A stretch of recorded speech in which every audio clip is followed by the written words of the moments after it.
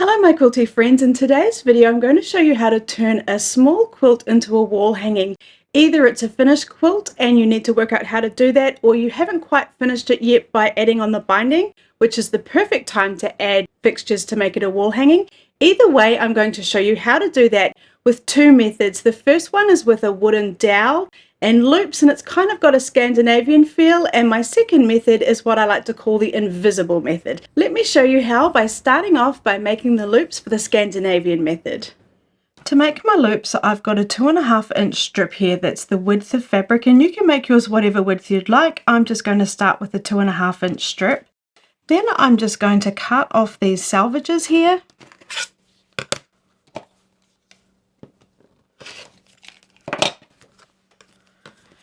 And then I'm going to cut it in half. Well, that's the fold right there.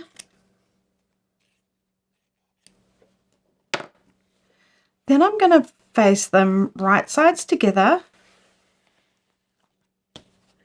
and sew along each side with a 1/4 inch seam allowance.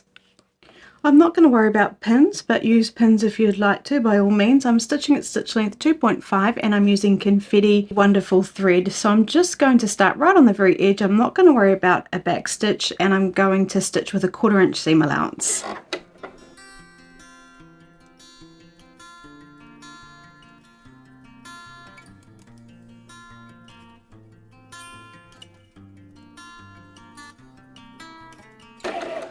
Coming off the very edge,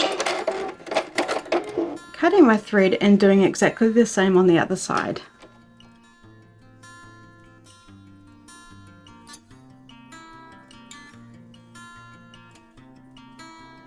Again, coming off the edge, cutting the thread. Now we're going to turn it right sides out. So what I'm going to do is take a safety pin, open it up, and then I'm just going to pin it onto one side. And then what we do is we take the head of the pin and then push it into the tube and push the pin down. Now, some people find this a bit tricky. All I'm doing is pushing the pin all the way through the tube, and then when it's all bunched up like this, I start pulling at it to start bringing it through. And then I can push the pin a little bit more, and then we can push the fabric down. And then we keep going until the pin comes to the end, and then we pull the fabric off the inside of it, and it just turns it right sides out like that. Now what we're going to do is remove the pin and give that a quick press. So now what we're going to do is just roll these seams out and press it, and what you can do is take a point turner and just pop it in and run it along that seam to make sure it's sitting nicely and pushed out, rather than folded in. And I can hear you say, couldn't we have just taken a 5 inch strip and folded that in half and sewn it down one side? And yes, you could have. I just like things to be symmetrical, which is why I like to sew it down, or have two strips and sew down both sides.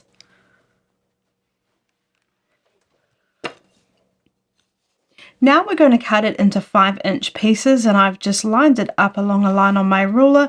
This edge looks pretty good, so I'm not going to worry about trimming it. I'm just going to find my 5 inch mark and cut. And I should get 4 pieces.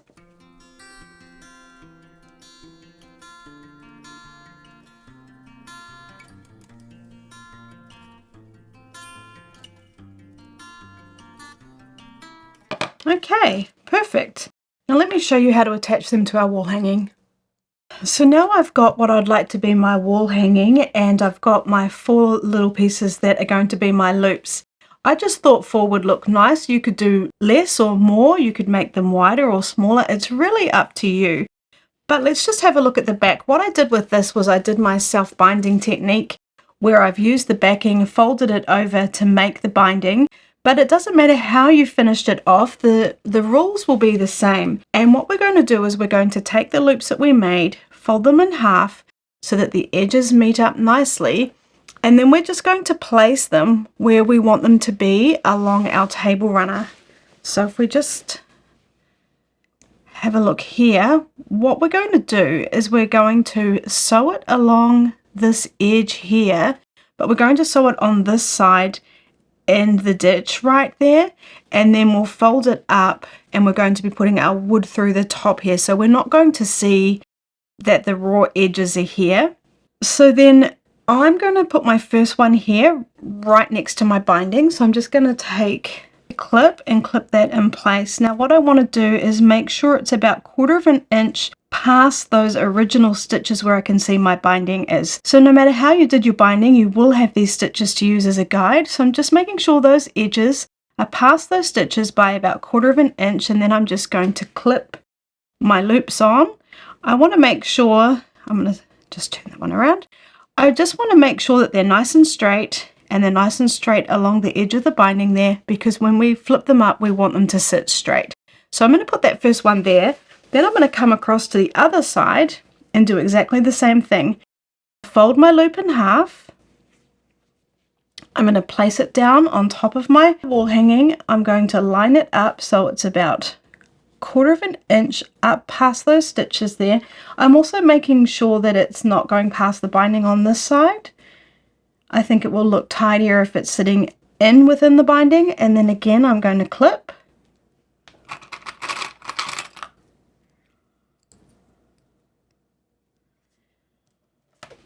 And then I want 2 more. So I think they're going to look the nicest in the middle here, where my seams were. Now, if you don't have anything that's visual that you can use as your guide, you could measure them. And what we can do is we can just check that this is going to look nice when we turn it over.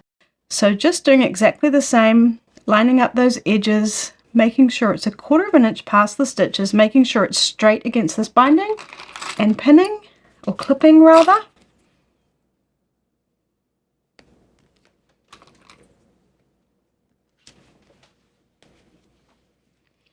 And again here. Now we do just want to make sure they are only about 1/4 of an inch past those stitches, because when we're hanging it, we want them to be about the same length of loop, if that makes sense. So if I just flip this over and we just flip them up, we can just take a sneak peek and check that we're happy with how that looks. Now to me that looks really nice and even to the eye, but like I said, you might want to actually measure these distances and make sure that they're perfect. You might have preferred to do 3 and then you'd have just one in the center here.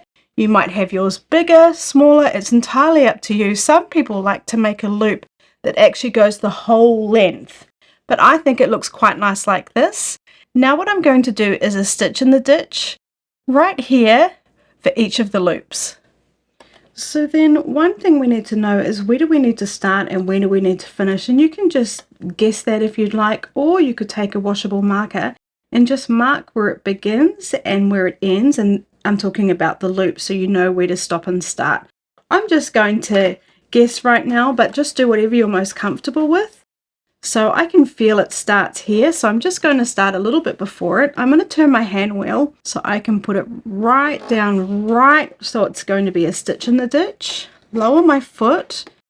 So I'm just going to stitch at stitch length 2.5, and I'm just going to go forward a stitch or 2 and then reverse.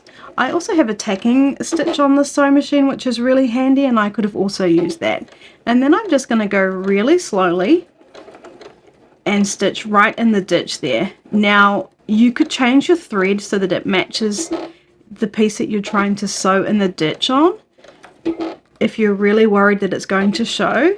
But honestly, no one's going to get close enough to inspect what color stitches you've used, and they're not even going to notice this little stitch in the ditch. Now I can feel it's finishing right here, so I'm just going to stitch right past it, do a back stitch, and then cut my thread.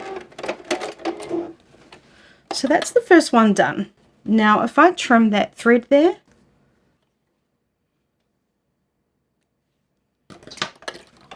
I don't think you can see that at all, or at least it's going to be barely noticeable when my wall hanging is hanging. And then what I'm going to do is I'm going to repeat this for all 4 hooks. So just one last thing is, when we did attach these and we placed them about 1/4 of an inch past the stitches there, we just need to make sure that they're not coming past the actual binding, because we don't want to be able to see these raw edges when we've flipped over our loop and hanging our wall hanging. So just be careful of that. But I just wanted to show you one more option, and that would be to make little corners to go on each side, and then we would put a wooden beam along the side here. And all you need to do to make these is to take a square piece of fabric, fold it in half, right sides together, sew around the edges, leaving an opening, then turn it right sides out and press it, and then you get these cute little triangles to place on your corners, and you'd put one on each corner. This wouldn't work so well with a really large wall hanging, but it works a treat for smaller ones. And then what we're going to do is exactly the same thing. We're going to work out where we want it to sit, and then we're going to turn it over to this side and just sew it down with a stitch in the ditch.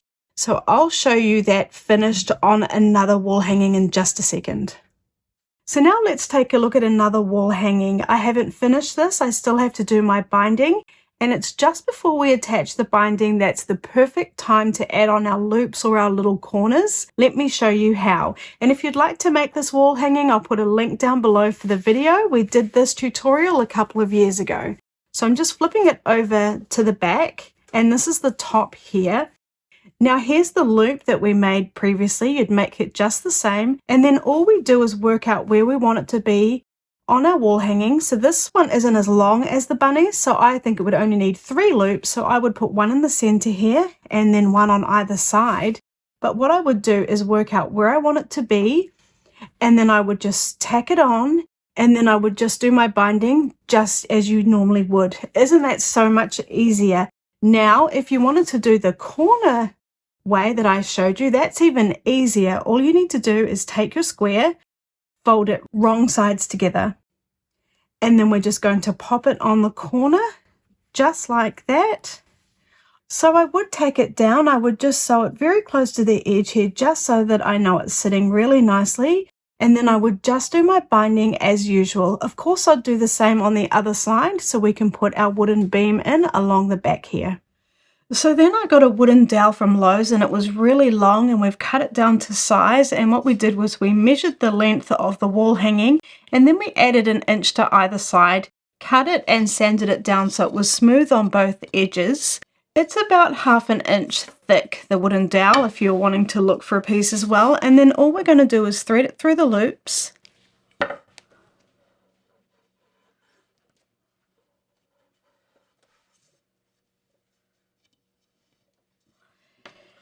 So then I took a thin piece of rope, which I'm going to use to hang the wall hanging, and it's actually just macrame rope. It's 40 inches long, but you could cut it however long you wanted, and then I tied knots at the end so it doesn't fray, and then all I'll do is attach it to either side of the wooden dowel, and then I'm going to hang it on the wall. Now let me show you the other wall hanging. So now I have my heart wall hanging, and you can see I've finished the binding. I'll just turn it over to the back. And you can see I've sewn in my little sleeves. Then what I did was I grabbed these rulers at Lowe's. They're 99 cents and they're absolutely perfect. They're about 1/4 inch thick and about 1.5 inches wide here. And it's just a really nice size to use for our wall hanging. And then we measured it and cut it to the right size and sanded it down again.